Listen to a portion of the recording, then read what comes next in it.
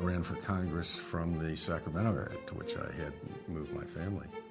And then I served for 8 years in the House of Representatives. So I had a total of 18 years in the House of Representatives, 8 years as Attorney General. As a journalist, my job, first of all, was to see and to report, and particularly to see those stories that weren't being told. What does the rich tradition of what we call the Catholic social tradition bring to the area of business? So that's been one of my major areas. It's where I've written a lot of books and articles and give lots of talks on. My primary work for the last several years has been looking at medieval stories, medieval romances and text, and how they were retold for children. The end of the 19th century up until about the end of the First World War, which I think is the golden period. We formed an initiative called Ethics in Action in partnership with the Vatican and other partners that really tries to deal with some of the big global economic problems today from an ethical perspective, which is really all too lacking. The second area that I'm working on quite a lot right now is the role of mission and culture in Catholic education, from K to university. I believe that people who are humanist have as a primary need to recover texts which are neglected and forgotten. I was always alert as a journalist, and particularly a Catholic journalist, to keep my eyes open for the stories that weren't being told.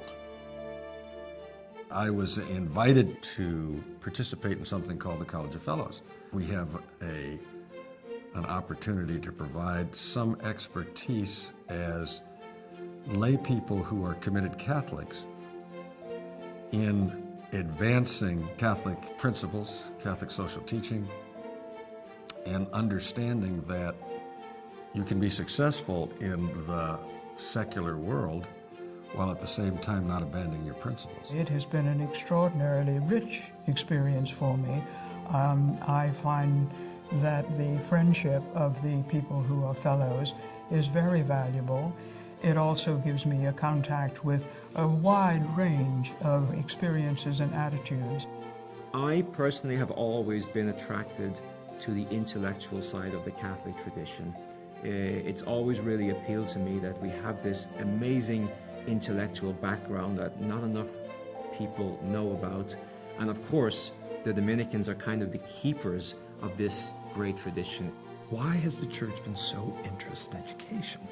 Because they know education is an important institution to pass on the best of what that culture is about. So we have to be mindful that we stand on the shoulders of this. Where can that come from?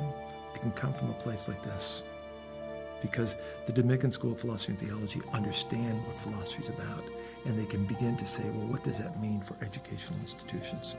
And I think there can be some real excitement there. I would be more than willing to engage in discussion and dialogue on these economic issues, informed not only by Catholic social teaching, but on actually what, economists tell us is going on in the world today. I would certainly make myself available to any student who wanted to talk about perhaps the experiences I've had or what they might be looking at in terms of going into public service, becoming a lawyer, being involved in business. Well, it would be a great honor to be of a help to any student. I think mentoring is very, very important now. The Dominican School of Philosophy and Theology is deeply, deeply relevant, and I'm very, very proud to be affiliated with it.